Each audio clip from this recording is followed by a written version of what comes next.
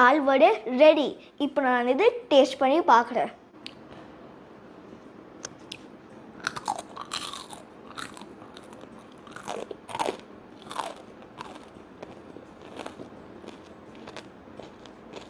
பாருங்க எவ்வளோ சூப்பராக தெரியுது.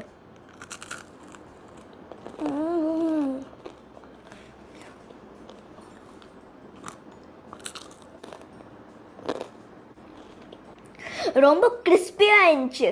இது ஈவினிங் ஸ்நாக்ஸ்க்கு பர்ஃபெக்டாக இருக்கும். இது மழை டைமில் டீ கூட சூப்பராக இருக்கும். நீங்கள் ட்ரை பண்ணி பாருங்க. இந்த வீடியோ பிடிச்சிருந்தாக்கா லைக் பண்ணுங்கள், ஷேர் பண்ணுங்கள், மறக்காத சேனலுக்கு சப்ஸ்கிரைப் பண்ணுங்கள். வாங்க இப்போ ரெசிபி பார்க்கலாம். பாருங்கள், ஒரு 250 கிராம் அளவு நம்ம சாம்பார் பருப்பு இருக்குது இல்லைங்களா, அதை நல்லா வாஷ் பண்ணி 2 ஹவர் ஊற வச்சு எடுத்து வச்சுக்கணும்.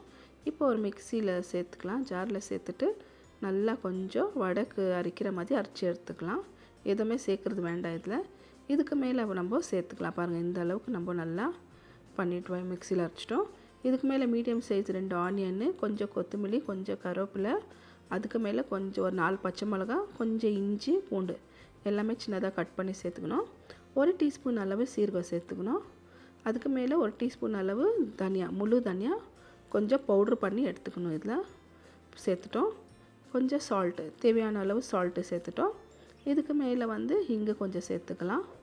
சும்மா ஒரு 1/4 டீஸ்பூன் அளவு இங்கே சேர்த்துட்டு இப்போ நல்லா கொஞ்சம் மிக்ஸ் பண்ணி விட்டுடலாம். ஃபுல்லாக இது நல்லா மிக்ஸ் ஆகட்டும். இதில் எல்லாமே இந்த பருப்பு கூட வடை கூட எல்லாமே மிக்ஸ் பண்ணி விட்டுடலாம். ஃபுல்லாக எல்லாமே ஆனியன் நல்லா மிக்ஸ் பண்ணால் ஃபுல்லாக நல்லா மிக்ஸ் ஆகட்டும்.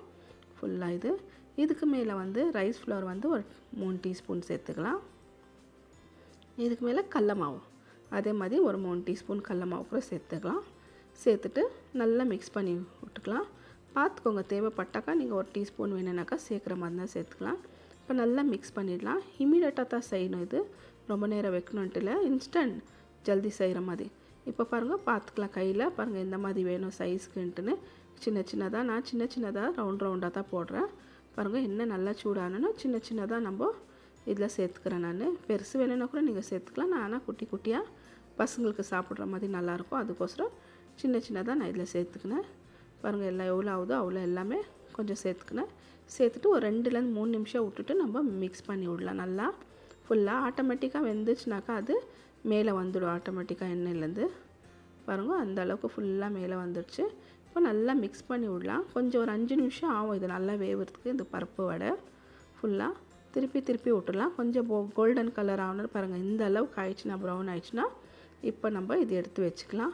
பாருங்கள், நல்லா கிறிஸ்பியாக நல்லா டேஸ்ட்டாக இருக்கும். இது டீ கூட ரொம்ப நல்லாயிருக்கும். இப்போ நம்ம இது எண்ணெய் வடிகட்டி எல்லாம் எடுத்து வச்சுக்கலாம் ஒரு பிளேட்டில். ஃபுல்லாக பாருங்கள், இந்த அளவுக்கு நல்லா சூப்பராக குட்டியாக நல்லா இருக்குது. பசங்களுக்கு ரொம்ப இஷ்டம் இது.